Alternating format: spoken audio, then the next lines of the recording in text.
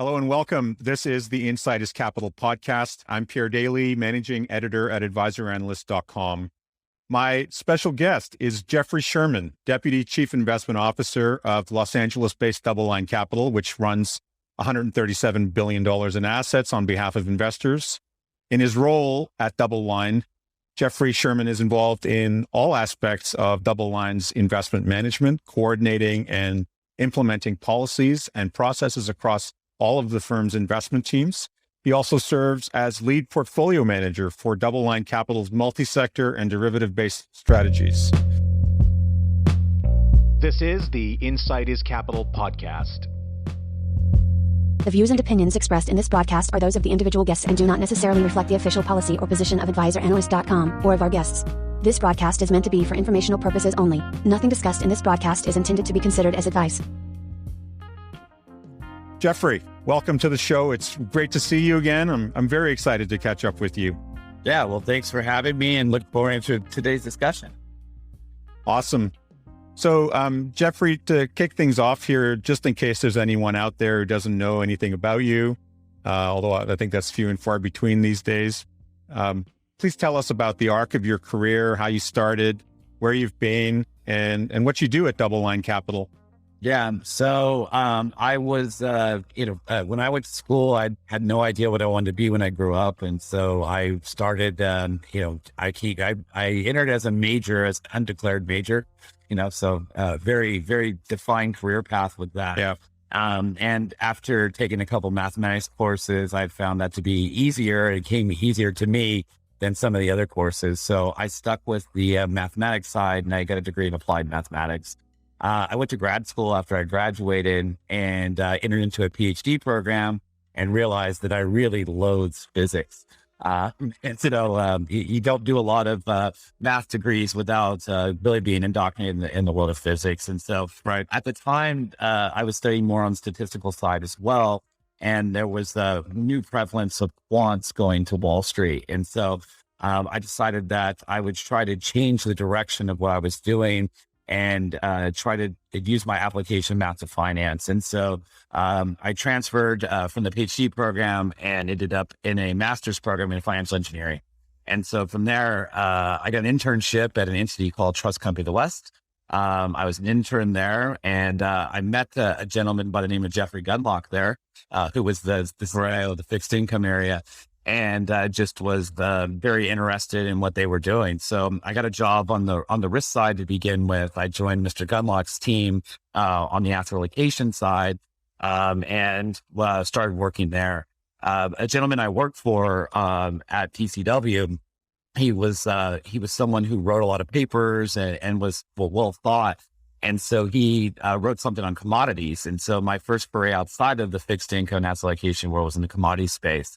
So we collectively built some commodity strategies that we were pretty successful running for the next 2 years while we were there. And then from there, when we spun out and created DoubleLine, I started at DoubleLine.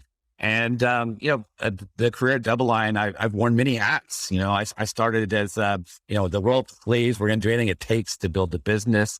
My first title at DoubleLine, I was an East Coast wholesaler. So I like to tell people when I interview them, where else can you go from wholesaler to deputy CIO in like 6 or 7 years? And so I was a salesperson because we didn't have anybody. And we were launching a mutual fund business and no one was licensed because we were all institutional people. So I said, look, I can take standardized exams. I'm good at that. So give me a week or two and we'll figure it out. So that's the first title I held. I got back into portfolio management after a few months. We launched a macro fund. And then, we built a lot of strategies around that. And so over time, my role has changed where essentially as the deputy CIO, I oversee the investment teams. All of the sector heads report into me. And, I keep an eye on that business. So it really meshes well with being an allocator because I talk to the portfolio managers all the time. So as an asset allocator, our team is not just making decisions independently. We're listening to what the PMs are saying, what they're seeing.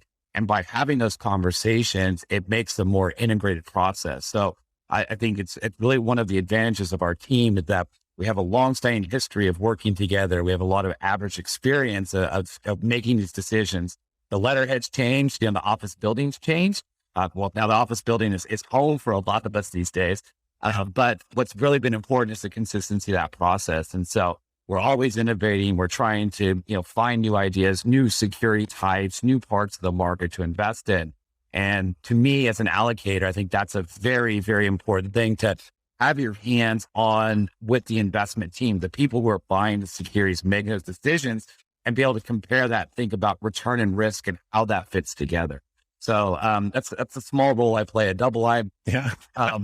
We have about almost 290 individuals today. So we've grown significantly from that first part. But, as I said, the thesis and the processes really haven't changed. It's just the amount of strategies around the number of people that are helping make those decisions has changed over time. I think, one of the things that has struck me about you, Jeffrey, is that you haven't lost your modesty, and you seem to do what you do in the scale that you do it with a huge amount of humility. And I have to say, I think people appreciate that in general, but I for one definitely appreciate it greatly. I think that I appreciate that. Well, thank you. That's a great compliment. Thank you.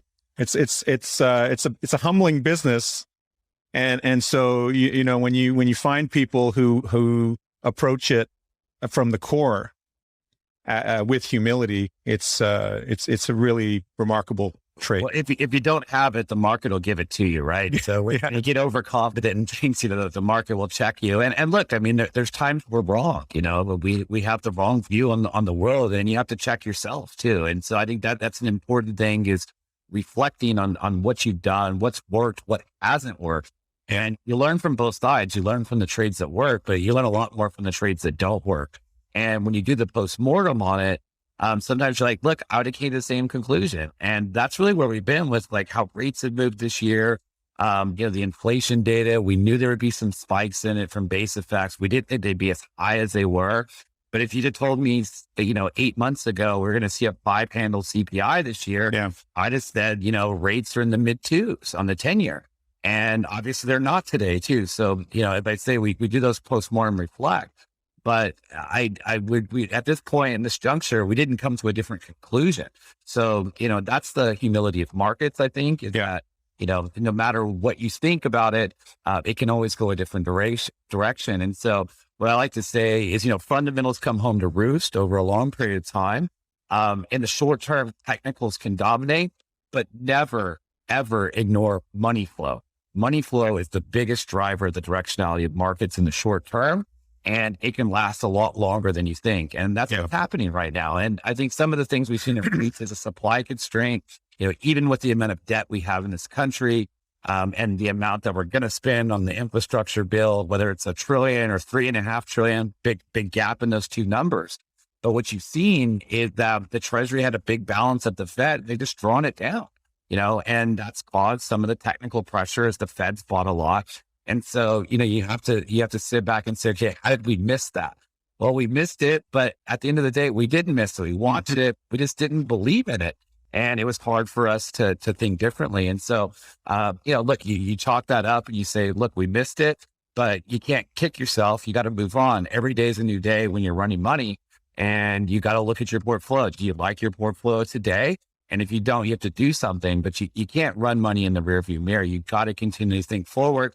And you need people around you to challenge your ideas. And that's what I love about our team, is that we have a lot of folks that sit together, come together to make decisions, but it's not just a bunch of heads nodding vertically. There's intellectual stimulation, there's challenging the theses, and we like that. And I think that makes us all better investors and allows us to really try to improve ourselves. Yeah. I mean, you've got a great team. You've got Sam Lau and Mayberry. Yeah. I just wanted to touch on, just before we continue down the road of the macro discussion, but it must have been quite something for when you made that jump from having been at a gigantic institutional firm to your own shop. I mean, I think that there's something that's underestimated in sort of, people think, oh, Jeffrey Gundlach is starting a new firm, and Jeffrey Sherman jumped on board.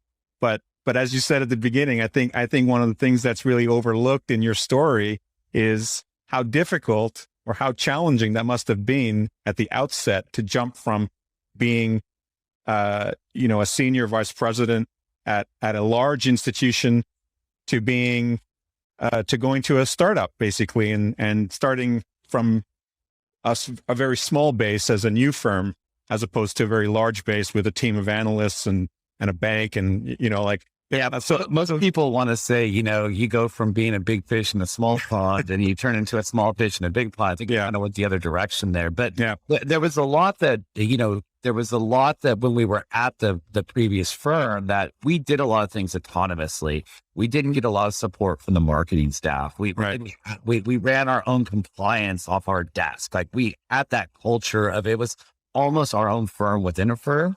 Yeah. That made it a bit easier.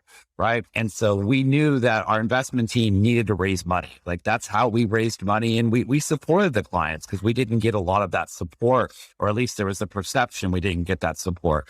And so I think that was the culture we already had, that we knew we could do it. Now we needed a chief compliance officer. We needed HR. We needed these ancillary things that we didn't have, but we had our technology teams, right? We didn't rely on the system. We had them sitting on the desk with us. So there was a lot of it where it was kind of plug and play. And, look, there was a little bit of hubris with us too. We thought, hey, we start over, no problem. It's going to grow. It's going to be massive. It's going to work.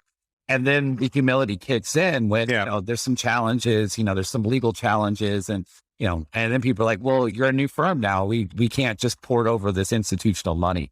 So it changed the way we thought about things. And we said, okay, look, why don't we pitch institutional on here? We have a daily liquidity mutual fund.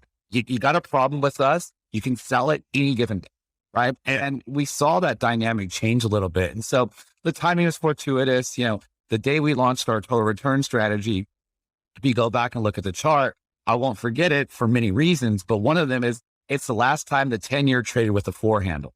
The 10-year was 4% back then. What great yield back then. Yeah, right? amazing.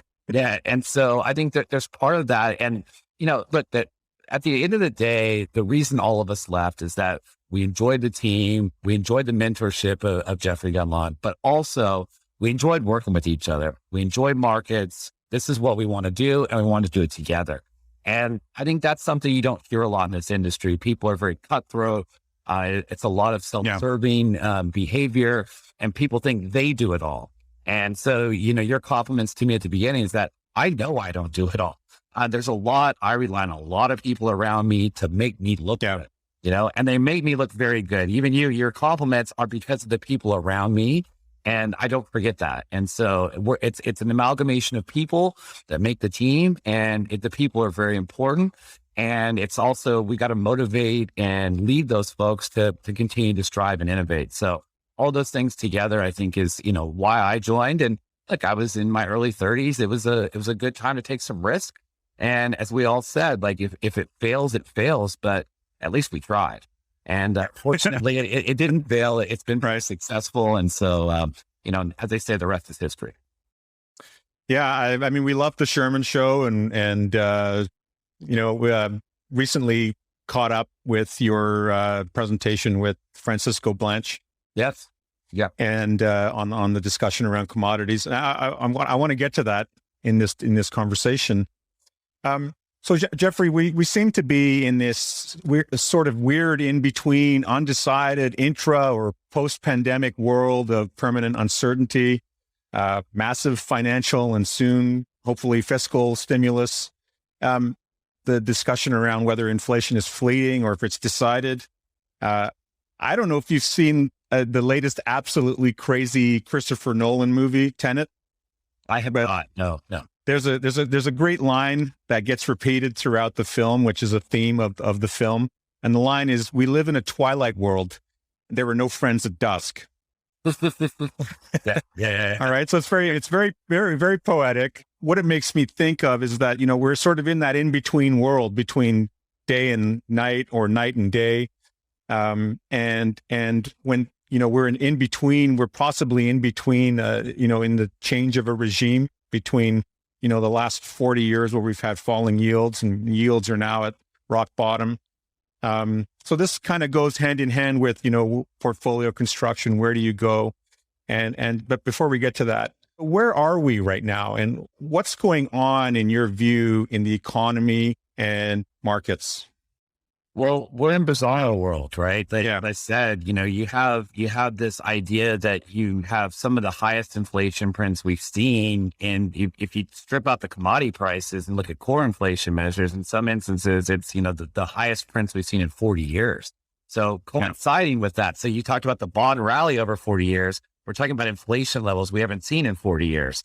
So why are rates where they are? Well, that's the 10 or $20 trillion question when it comes to the treasury market.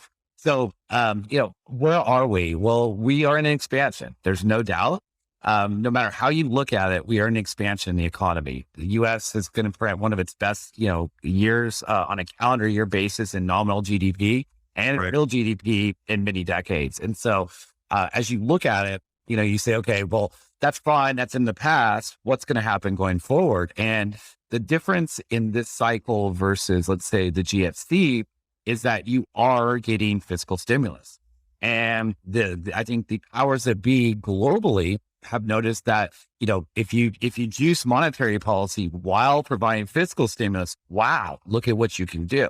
And so, there's challenges with like the Eurozone, for instance, because they don't have that coordinated fiscal policy that we can do here in the US. But I think, you're seeing some of those benefits trickle to the market. So I don't think that the fiscal authorities all of a sudden become super hawkish on the deficits and we're going to balance budgets. They're realizing that you can get broader participation of the overall economy. And so I think that's the thing that's going to keep this cycle going. Now, granted, the NBER, which is the National Bureau of Economic Research, they declare the official beginning and end of recession. And I don't know if you saw it here, but a couple of months ago, they came out and told us that we are out of the recession. Right. And, I think it was June or July, they came out and said it. And the recession was over in April of 2020. Yeah.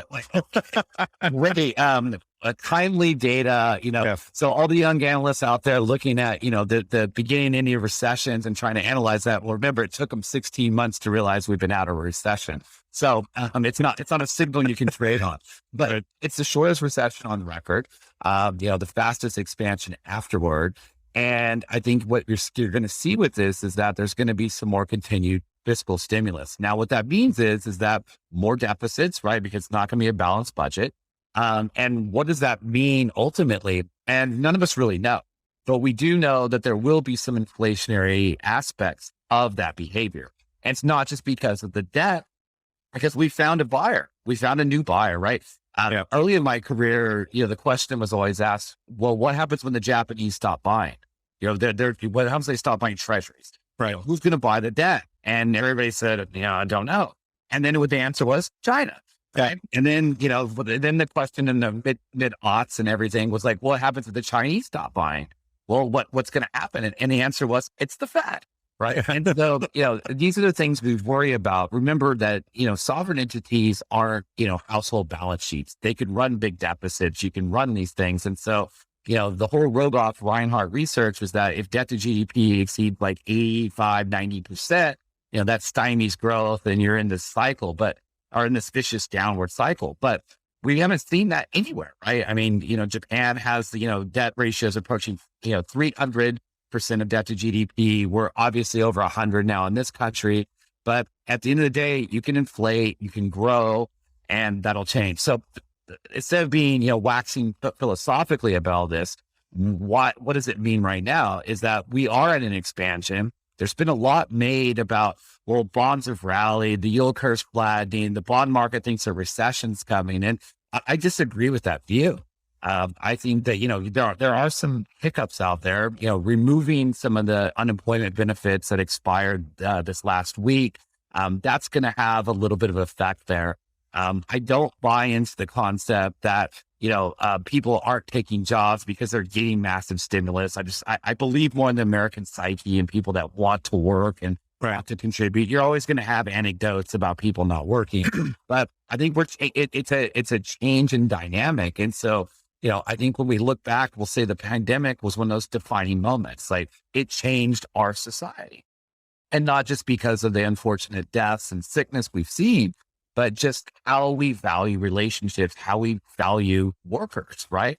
And I think that dynamic is shifting. But I think what you're also seeing is a rise of labor, and labor has more power than they've had. Now, granted, capital's still winning, right? Because there's always the push and pull of labor and capital. And so what I mean by that is that labor is voting to say, we want better wages. We want more business. We want more flexibility. We hear this from our workers, right? Our staff at DoubleLine saying like, look, we want to have a hybrid environment. We want to be able to work remote a few days a week. And given we're in California, it's like, we're going to work remote 5 days a week right now. And so I think, as you look at it, that rise of labor it leads into your other part of the equation that to me, that's going to cause a little bit more of inflation. Now, when I say a little bit more inflation or more inflation, people start going, oh, we're going back to the 80s, or, there's a lot of things made about, we're back in the, the whole Jimmy Carter era and stuff. And my boss has said that too. And there are some parallels there. But remember, we're coming off of an inflation rate of 2%. When we had the Carter era, you came off of a gold standard, right? Right. We were using fiat currency the first time. You already had inflation running in the 6 and 7 handle. So it can get out of control. But what you're seeing here is that the growth rate has likely peaked. Okay. We're not going to probably grow at double-digit nominal GDP for the foreseeable future. I think we can all agree at that. The trend line was 2.3% real. You add back the inflation, the nominal was like 4.5, right? So, okay, we're getting back to 4.5 is kind of our baseline growth rate. But that being said, we are still going to grow. Earnings are still growing. They're not going to grow at, the insane numbers we saw. But in general, you're seeing people change the dynamics of this marketplace. And so I think there's been much made about these older signals and say, oh, the curve's flattening, the bond market knows something. Well, what's happened in the last, 5 months is that you made the banks buy more high quality assets when they changed the leverage ratios that were given because of the pandemic, and they made them hold more tier one capital. So what do they buy? They buy treasuries, they buy agency mortgages, right? That's compressed spread. What's also happened is that you've seen foreigners come into our market, right? They've been buying because they also were experiencing the Delta wave prior to us, right? And further to that, hedging costs had come down. So all these things, created this demand for the rate side of the equation. So I don't think you can just say, oh, rates have rallied. The bond market thinks the world's melting down. Now, let's talk about what has happened. What's going to happen? Well, I wish I could tell you, Pierre, and everything was by the beach and not have to worry about it. But as I look at the inflation data, what I see is that the transitory narrative, it's played out. What I mean by that is that the Fed has talked about transitory, and I agree with them on used cars or autos in general, hotels, leisure, airline tickets. Those things were driving that temporary spike early in the second quarter. However, you've seen those things stabilize. Some reverse. People use lumber as an example. I'm like, lumber is not in the commodity basket that much. Yes, it goes into housing, but in general, lumber is not a good barometer for inflation. So look at oil prices, look at copper, look at nickel, look at these things that are heavy consumption. And so I still think the supply chain side of the equation is not transitory. I think if you want to define transitory, 18 months, I think we're going to have problems for another 18 months or so of just the supply constraint. So that's going to put a little bit of pressure on inflation. The other thing that's likely to do is that you're going to see the housing component start to drive a little bit more of CPI. Right now, if you look at core CPI, it's almost 40% of core CPI is the housing market. And we know that we had a record print housing last month, right? Year over year is 18%. If you use Case-Shiller, FHFA data, not how you get there. But if you look at the inflation component, the housing component of CPI, it was 2.5% year over year. So I don't know about you, but 2.5 versus 18, there's a little bit of a difference in those two numbers, right? Now, is it going to spike? No, but it's going to put some upward pressure on there. So the thing about the housing market is it tends to be stickier to the downside. So what I'm getting at with all of this is that I think inflation is not going back sub 2, right? I do think for the next couple of years, you can easily see 3-handle inflation, which isn't the end of the world, right? Yeah. But that the variables in here is going to be what happens with wages. And remember, with labor gets its way, and it looks like labor is kind of winning some of this battle. You see it from the administration, right? They're not, Joe Biden came out and said, pay your workers. You can't hire people, pay them more. He whispered that at the conference, at the press conference that day. And so those things to me are a shift in the dynamic where, it's looking out for the people. And if that's the case, that makes a better society. But it will put a little bit more, because we're on the wage pressure, there'll be more consumption, but there'll be a more robust participation. So yes, will it put some pressure on margins? Sure, right? Labor costs are going to go up. However, if you think about, setting the table for a better broad expansion, you're setting up all that dynamic. So what does it mean? It means that we're going to have to live with a little bit higher inflation. It's not likely to be as transitory as you've been told, which tells me the rates market is extremely overvalued at this point. Right. Absolutely. How does something like yesterday or today's news about Amazon in particular stepping up and offering all of its employees, it was 700,000 plus employees, a chance to have their education paid for by the company? See, that's what I'm saying. I think labor has power. That's what I'm getting at too, is that, it's a societal shift. And this is the dynamic. And there's catalyst. And I think some of this was not just the pandemic, but what we saw in the social movement last summer, right? Where, injustices, people are tired of this. It's like, okay, it's, when we kind of, have this problem where we have a recession, that tends to bring things out, right? You get the angst, the anger, you lose your job, you're displaced, we're stuck at home. That gets the tone to shift. And we saw this too, whether it's the social movements of saying, there's racial inequalities, there's, gender inequalities. Those things are being talked about. They're being talked about at every level, right? It's not just a discussion over the dinner table or in certain cohorts. It's being discussed at the political level, right? We're seeing that it's being discussed at the Fed. The Fed's telling you the unemployment rate, they're not focused on that number. They want to see broader participation in all cohorts. It's being discussed at the corporate level. This is part of ESG policy, right? And so you're seeing this dynamic where, it is more inclusive. And I think that is a societal shift. And so seeing things like the Amazon announcement saying that we want good workers, we want to pay people. Yeah. I think of a company like Costco, right? Costco's always been one of these places, good benefits, good wages, happy employees, great business, right? Yeah. And so I think you're seeing this where it's not just, it's all about a dollar. It's all about squeezing every single thing so that the CEOs can make money, but it's broader participation. And, I think it's a good thing. Look, we're capitalists at heart, right? We all invest in markets. This is what we do.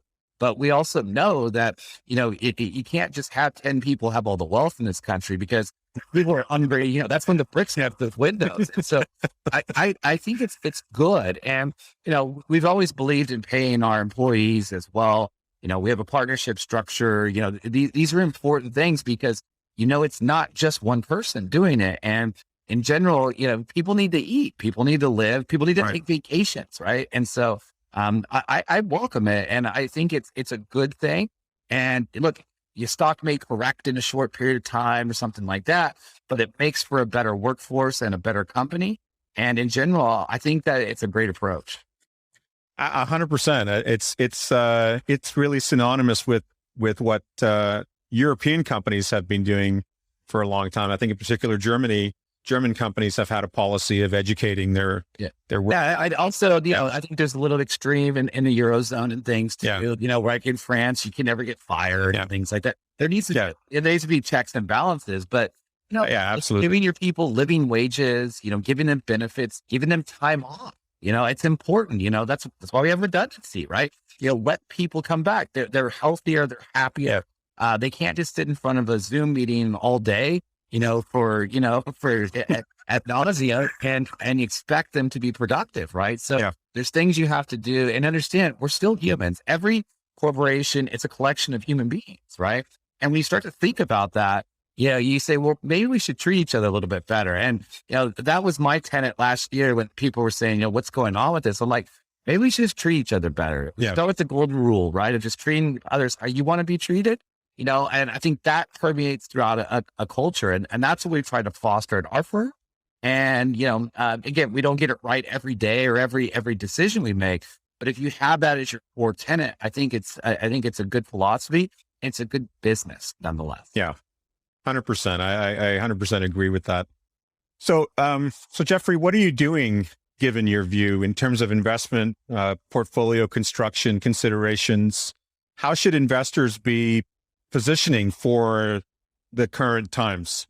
Yeah. So, given my view on inflation, the first thing I hear from people is like, oh, you love tips, right? No, I don't love tips. The Fed's got too big of a footprint. I don't want to buy something that has a massively negative real yield today. It doesn't make sense. And then that means I don't like the treasury market that much either, because of the same component. The nominals, they have a positive yield, but on a real yield basis, they're extremely negative. And so the Fed has had too much of an outsized impact on the tips market, one. But secondly, I think that, the key ways to manage the inflation components to manage the interest rate risk. Because if we get inflation and it's persistent, and the psyche of the bond market changes to say, okay, this is not transitory, what's going to happen to yields? They're going to go up. And so the easiest thing for an investor to do is say, okay, maybe I want to manage that interest rate or duration risk in my portfolio. So that's the first thing we've done. Right. Is, we continue to be underweight duration relative to the market. We've bought some back this year, just given the sell-off we saw early in the year. And, we keep kind of replenishing duration. That's one thing. Every day your duration goes down if you don't do something. So we kind of replenish it a little bit here and there, but we're not excited about it. I mean, the 131 10-year we have today is not exciting at all. But we need to own a little bit to keep a ballast in the portfolio. So the next obvious thing, if we're in expansion, you want to own credit, right? So the natural thing is, like, if I want safety, where do I go? Well, I go to the investment grade corporate bond market. And then you start to dig under the hood. You say, okay, well, investment grade corporate market, there's really no default risk today. Yeah. It's very benign. The spreads are somewhat reflective of that, but the spreads are wider than the default rate. So that means there's money to be made. And then you're like, okay, that sounds like a good trade. And then you look at the market and say, wait a second, the market is super long in its maturity, right? The duration of the investment corporate market is near as long as it's ever been. And it is if you exclude the last year or so, it is the longest it's ever been. And so all of a sudden, you don't like interest rate risk, you want to own credit, and you jump into IG, investment corporate bonds, and all of a sudden, you now have your duration risk again, and than the treasury market as a whole. So that's a part we're very underweight. We like the story, hate the duration. So that's another thing. So now what do? Well, the obvious choice from there is you go down to the below investment grade market. It's a shorter duration market. Because it's a high yield. They don't want to issue as long a paper. It tends to be kind of, most deals are 5-year lives. So the duration there is a lot shorter. Well, investors are smart. They've figured that out too. Now spreads are tighter there. And, when I look at a high yield market, I'm getting 3.5 or inside of 3.5 as a market. I may like the trade, but I don't like the investment. Right. And so I don't think there's a big default risk in the next year or so. Why? Because what usually causes defaults are maturities. So it's, some companies run into a problem. They can't service the debt. It's called the maturity wall that usually causes the problem. And we don't have that because corporate America has been able to borrow extensively for the last year. So although I don't care for it that much, I like it more than IG, but I know it's a different risk. So I got to balance. That's why I really own some high yield with treasuries than own investment grade corporates, because now I can get back to kind of similar yields, similar profiles on average. What I do like is the loan market, though. And why I like the leveraged loan and bank loan market is its floating rate, right? So this is still corporate America. It's floats. People are saying, well, you have this rate, rates are going to push up. Well, the problem is the floating, it floats relative to the front of the curve, relative to LIBOR, which isn't moving. Right? Until the Fed starts to signal that they're actually going to hike, you're not going to see improvement there. But it does have upside at some point, and the spread are pretty similar, if not wider, than high yield in some instances. And so loans are something we've been a buyer of. We've added to our portfolios that can take them over the last month or so. There's been some weakness there. It's strange. We've noticed that when rates rally like 40 or 50 basis points on the back end, there's just the outflows in the loan market. So we're like, this is a perfect time. They're selling for the wrong reason. It's not because it's a default problem. There's other things going on. So we've added to the loan book. And so you can't just run a portfolio of treasuries and loans. You have other things. And this is where the securitized market is really the sweet spot today. And when I say securitized, I'm talking about things like the mortgages residential mortgages. Right. One thing we really like are commercial mortgages. We added a lot to those positions last year. We continue to maintain those. We haven't trimmed those whatsoever. We've rotated some of the exposures around, but we're keeping allocations to those because we think there's really some good stories there. Multifamily is a strong story. The industrial, I'll call it the industrial revolution there, where talking about warehouses, cell phone towers, data centers, those things fit inside of the commercial real estate market. People focus on, they hear CRE, commercial real estate, and they think office space. Well, guess what? Office space is a big challenge, but I'll tell you right now, DoubleLine is paying its lease. We have 4 floors in downtown Los Angeles. There's nothing wrong with, that space today. Now, long term, maybe there's a dynamic that shifts. Maybe people have a smaller footprint, but also remember, there's been a big exodus from larger cities to smaller ones. That's what they bought. Office space, right? So people in Nashville, Atlanta, you talk about Charlotte. Obviously, everybody knows about Austin. Austin, we think is a bit overvalued, but Denver, people have shifted those areas. And you go to the office, Pierre, people forget that. So when you can't just paint these broad strokes about markets, and retail was challenged going in, and it's going to be challenged going forward. Yeah. But so if you pick your spots, you can do well. Then there's the collateralized loan market, CLOs. I love the bank loan market. I love the CLO market even more because we can use the structure to give us subordination. We can drill down and get better yields. So if you want to make that directional bank loan bet, the CLO market, especially the below investment grade market, tough to build big positions in, but you're talking stuff that easily yields 7 today with relatively low risk to RBI. It's got some mark-to-market risk. We don't think it has a lot of default risk. The other thing you can do is go into ABS. The consumer has been very strong. Another way of betting on the consumer. So notice all these trades I described. I'm talking about residential mortgages, consumer. We're talking about ABS, the consumer. Well, collateralized loans. That is kind of more corporate America.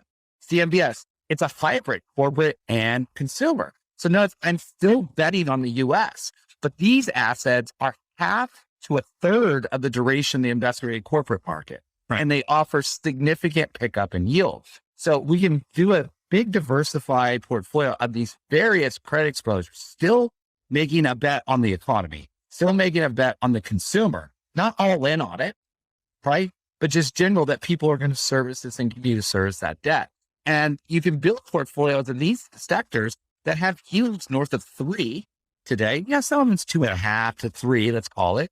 And the duration of that can be somewhere between 2 to 4 years. So all of a sudden now I've shortened up my duration of my credit. It allows me, if I want to buy duration, I can do it in, I'll put the real market in treasuries where there's no default risk. I can buy them in agency mortgages where there's no default risk, right? Things like that. So it's marrying these concepts together that I think gives you good portfolio construction today. Now, look, at the end of it, some managers are just credit all the time. That's what they buy. And they love corporate bonds. They love them at 6 yield. They love them at 2 yield. It doesn't matter. They're all relative value. But today what I'm seeing is that why take the duration risk? Why take that if you don't have to? Yes, it hurts a little bit when rates rally like they did in the second quarter. But again, it gives you more stability. There's less volatility out there. And I think that's the way to position today. So that's kind of my broad asset allocation. We have a little bit of emerging market debt out there today. It's not as attractive as it has been. We've cut that over the last, let's call it, 10 months or so. We've cut that down a fair amount, roughly in half, but we still own some. We're probably as low as we'll get. But we want something else to happen. But given the macro environment, given how bad the virus has been in these areas and their response to it, it's amazing to me how well EM is traded, we're looking for a little bit of backup there to add to that. But that's what I think an investor should be focused on. I'll call them non-traditional sectors. They're non-traditional, but we've been trading them for 20 plus years. So at some point it's got to become traditional, I think. Yeah. I think the problem is that, the 60-40 or the traditional 60-40 portfolio has continued to do well. And that's got investors sort of hanging on to it. Right. Mind you, the look of the 40% that's supposed to be in fixed income has shifted more towards credit and master limited partnerships, that sort of thing. Yep. But the problem there is you sort of very nicely described, is that duration I mean, if you consider that equities are the highest duration assets in the market, and then That stock's being the longest of all. absolutely, Right. Then you add credit to that as a fixed income allocation, then you're getting into a problem where 70, 80, 90% of your portfolio could be exposed to high duration. So think about it this way too. So there's a perception of diversification, and the old joke in the trading market is the Texas hedge, right? You have your long and your short, and they're really the same trade. And I think about it this way, and this may be caustic to some people and it may be a little controversial, but it's like buying a basket of cryptocurrencies. Yeah. You think you're diversified, but they tend to move in the same direction. I mean, look at it, right? Yeah. They're going to have outsized moves relative to each other, but when they sell off, they all sell off together, right? And the rally we've seen in the last month or so, they've all rallied together, right? And so it's that just owning a bunch of different assets doesn't give you diversification. You've got to look at the underlying drivers. I think that's what you're pointing out here, Pierre. And I think it's very important for investors to think about that. And that's where I'd say, I think people got the signals from the bond market. Personally, I think they were wrong, over the last 4 months. Okay, rates rallied in the second quarter. Oh, risk peaked, earnings have peaked, we're mired in a recession. Here we go again. That's not the signal to take. There was some rebalancing taking place. The 60 did so well. Over, pension plans and the government were rebalancing, right? Because they're like, look, I need to buy a little bit more. Again, you hold your nose to buy it at 175 10-year, but they did. It was the right trade, at least thus far. So I think it's important for investors to understand what drives these components, and you can't just naively look at it. And as you said, you have the credit component, you have more and more duration on that side, and so we use a simple heuristic, and we look at yield relative to duration, right? And it's a very simplistic thing. And so why do we look at that?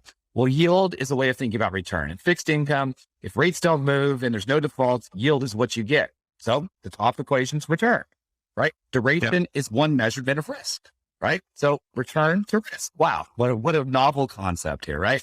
And I was, it's something we'd always looked at. And I think I made a tongue-in-cheek comment one day, or I know I made it.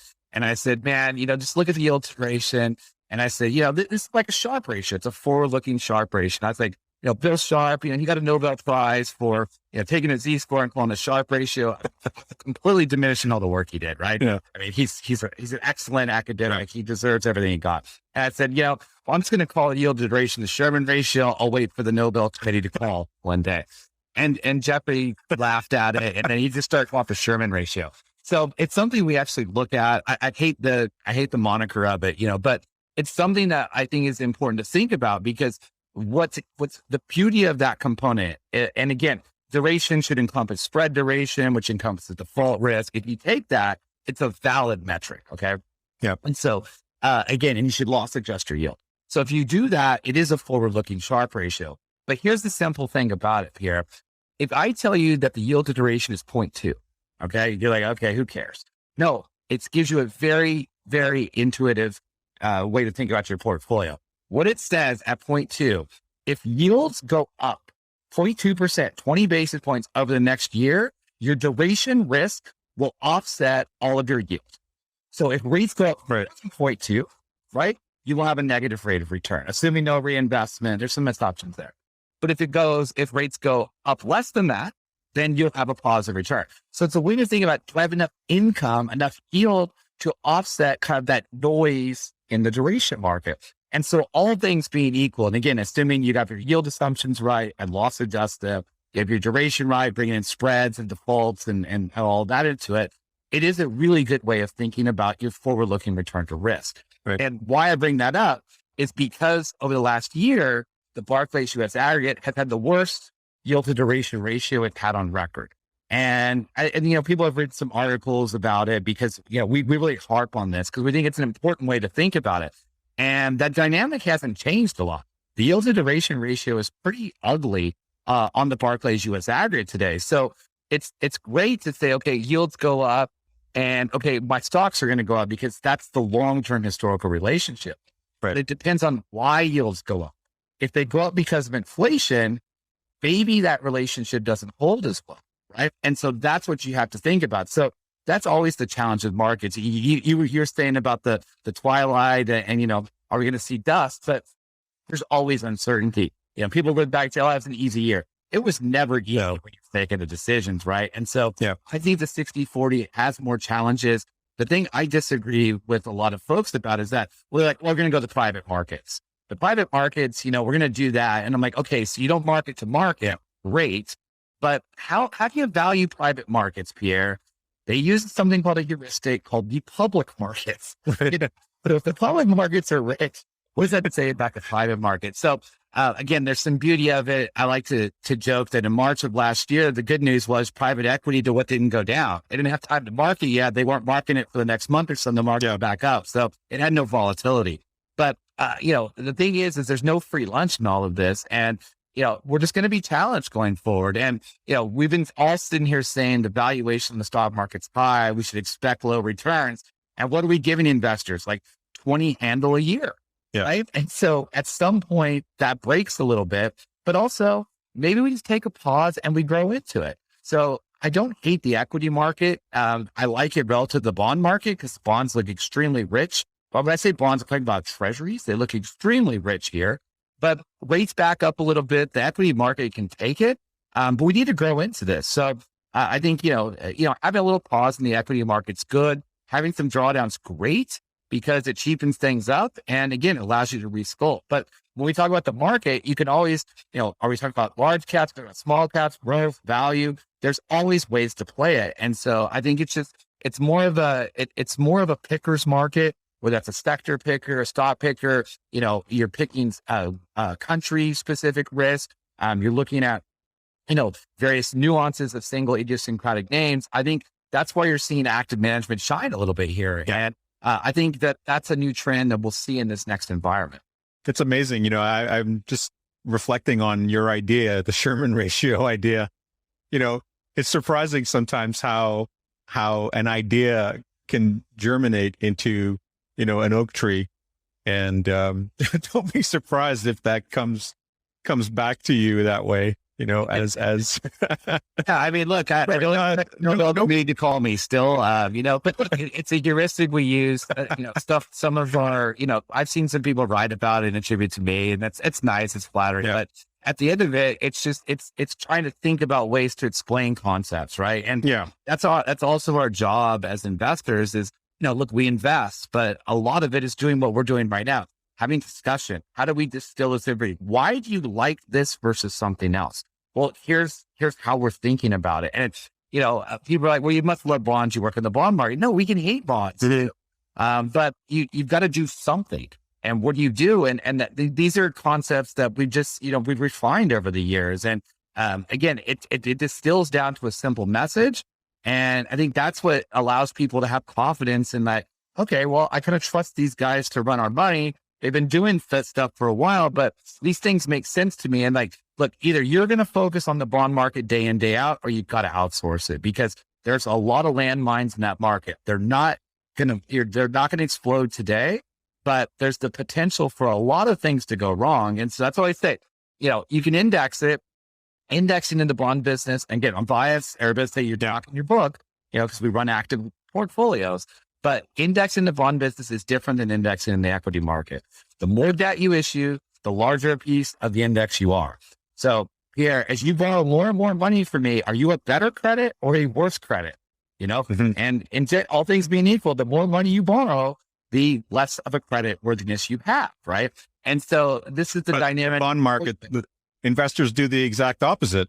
The indexing credit or indexing the bond. Yeah, absolutely. Yeah. So that's the thing. You gotta be careful. You can't, it's not this one size fits all approach. And so again, there's times that the index is going to do quite well, and you saw it in March of last year, that because the rate rally, it's dominated by rate risk. It doesn't have a lot of credit risk in it, even though corporate bonds were down, peak to trough, investment grade corporate bonds were down almost 20%. People can't believe that. The short duration part of the curve was down like 15, 17%, right? People don't believe that. They're like, no, that didn't happen. Oh, it's mismarking. That's how bad things were. It's just the duration on the other side, the treasuries and the mortgages helped out. But rates have been going up since March of last year. And people are like, oh, well, they went down. They bought them back then. And even the rally we saw in July of last year, it was still above the lows in March. And so I just think that, there's a lot of complacency out there. There's a lot of focus on the Fed, and, people are saying, well, the Fed's going to have our back. I was just talking to some equity derivative strategists before here, and it was a great phrase he used. He said, it's the high strike put from the Fed.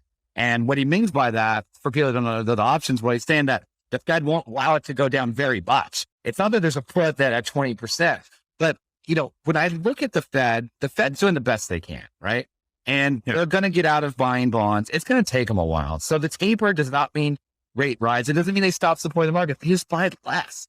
They're going to do it very slow, the unwind. It's going to be very measured. It's going to be very calculated. They're going to convey it. They don't want to screw this up, right? And so they're not going to hike at this unless, they start seeing more exogenous signals here. But given that we have Delta, Lambda's coming, as we see, there's cases in California already. For those of you that didn't study statistics, you got to learn the Greek alphabet. But we're a couple ways in the Greek alphabet already. And, I think that you're going to see more support there. So I wouldn't fight the Fed. That's the old saying. I wouldn't do it today, but also they're not omnipotent either. They're a collection of people doing the best they can. And they're going to continue to support the markets, which means so many things will be distorted for a longer period of time. But that doesn't mean you should be complacent and accept that. Always look for good ideas and ways to fill a hole in your portfolio. That's the best portfolio management advice I can give. What is the risk to your portfolio that will hurt your portfolio today? And if that happens, is there a way to bring something into there that will help offset that? And in the bond world, if you can do it positive carry, can I buy something that yields something that offsets my risk? That's a beautiful thing. We don't have to hedge. You don't have to give up some return. You're gaining incremental return and diversifying out. Well, Jeffrey, you make a really eloquent case for the idea that investors, given the increasing complexity of the market and the environment that we're in, the market in the environment that we're in. And speaking of reducing duration in portfolios, I wanted to get to the subject of commodities because that's something that you've been talking a lot more and more about this past year. Yeah. How can investors think about incorporating commodities into their portfolios so as to lower the duration of their portfolio and also maybe participate in the inflation that's coming? Yeah, the negative case against commodities, I'm a bad marketer. I'll start with that's why I had to get out of the sales side. I get back to what I do. But the thing is the negative case for commodities, they went up a lot. Yeah. Right. And, people are saying, well, and unlike stocks, since stocks go up a lot, people like them more. You want to buy more, but in most asset classes, that's the negative case. But they also went down a lot last year. And it's kind of early innings still, even though they had the sharp increase this last year. But go ahead, sorry. Fully believe that because change and why I think that. So that I'll give you the positive cases for commodities, even though they're up 20+% and on a broad basket. People have been burned in commodities, so they don't like the asset class, but there's some structural reasons to really like it. So first of all, we have a lot of supply constraints still in the commodity market. The number one being the oil market. Right? The U.S. shale production got halted, and we know it's much more difficult to bring back online quicker, right? So you've seen OPEC Plus have a better control in the market. They have a bigger market share because of the eradication that we saw some production last year. Secondly, the U.S. has been heavily indebted in that sector on the energy side. So it's going to take time. They didn't want to do a lot more of an investment and exploration because they already had high bar. This is a big component of the high yield market, right? Where it was financed there. So what you've seen there, it's this reticence to really come back and try to do CapEx and expand a lot. So even though there was this revolution coming into the pandemic from U.S. production, I think that has been curtailed a bit. Secondly, it's going to take a lot longer to bring back online. But you also look at the other component and the growth component as we come back, and that's the metals, the industrial metals. And so, people focus on copper. There's a reason copper is the barometer for the health of the economy because it is the most consumed industrial metal. And I think copper is highly constrained still. Right now, we talked about the supply constraint of energy, but when you come on to industrial metals, that's not like just digging a hole in the ground and finding oil. That's digging big holes in the ground, paving roads, getting a smelting plant up and using energy as an input cost into it to bring that to market. And so mining, a good mine takes 3 to 5 years of a CapEx outlay to be able to do that. So even if they want to ramp production, it's 3 to 5 years out, right? And you could say, okay, maybe it's 2 to 4 because there was some of that being done last year. So I just think especially with this electrification of vehicles, there's going to be a lot of demand from that side and the supply just isn't there, right? And so it's going to be constrained for at least a couple more years. And so you mentioned Francisco Blanch. I think, he has a pretty decent price target on copper being about 50% higher than here. Jeff Curry at Goldman has the same thing. And we completely agree with that. So I think that's one area people should focus on. But also don't forget the ancillary industrial metals like nickel, zinc is very important too, right? For the galvanization of all this. And so when you start to look at what's going on there, you find that there's going to have to be a lot of consumption of these traditional commodities to move us away from the combustible engine, right? And then, the electrification of everything. So I'm very bullish still on the industrial metals. The agricultural side, just given climate change in general and what we've seen, look at this year, right?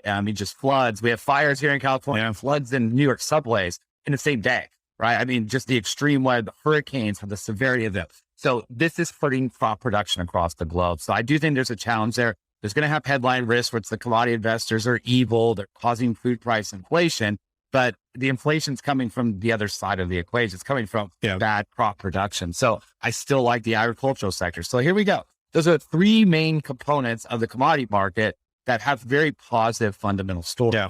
Now, the other side is precious metals. And people buy gold, some people buy silver, when you think about the precious metals, but gold has been one of those things that, it hasn't done very well. Yeah, since the pandemic lows, it's done okay. We got to 2000, we set a new high in nominal dollars last year. But if you think about what's happened with the dollar over the last few months, the dollar's rallied, not a lot, it's maybe up 4 or 5%. And gold's hung in there, it's what wobble, but it hasn't sold off massively. And usually you would see that relationship. So I still think gold makes some sense here. If you want to get speculative on inflation, silver has a better beta. It moves faster with it. Yeah. And silver relative to gold looks very cheap right now. So if someone wants to play a direct bet on the inflation side, I like the silver trade over gold. But why have to bet on what? Bet on all of them. They have this support. You look at the broad-based index today, the broad-based BCOM index, it's been just vacillating while the dollar's been rallying. Right. And it's right at these high levels. So if you're a technician, wait for the breakout. We're on the cusp of it. But I think the catalyst here, Pierre, with a lot of these trades is the dollar.